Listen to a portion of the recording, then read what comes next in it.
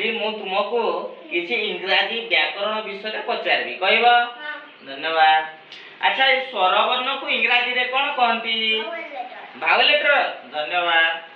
अरे vowel letter गुडी को कौन कौन? A E I O U. U. धन्यवाद। व्यंजन वर्ण को इंग्राजी रे कौन कहा जाए? Consonant letter. Consonant letter. धन्यवाद। अच्छा ये आर्टिकल गुडी को कौन कौन? A an the. बहुत धन्यवाद। विभर गुडा को कौन कौन? Verb am is are. धन्यवाद।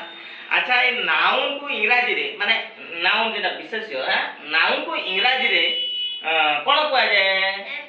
नेमिंग ऑफ ए वर्ड सेटा होती नाउन।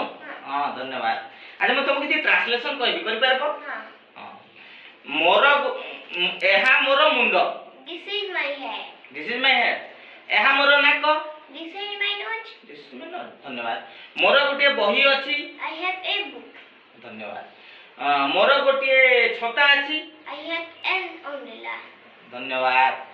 अच्छा मन कर एइटा गोटे घर नुह। This is not a house. This is not a house.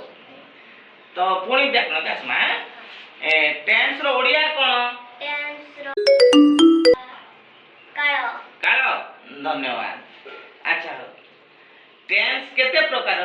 तीन प्रकार। अच्छा गोटे हां सेंटेंस वाक्यटा आज गोटे सेंटेंस के उदाहरण ते दियो इंग्रजी रे। I am a good girl. हां you are a good girl. पुणी थरे समस्त को नमस्कार। मो चैनल को लाइक सब्सक्राइब शेयर करिवे।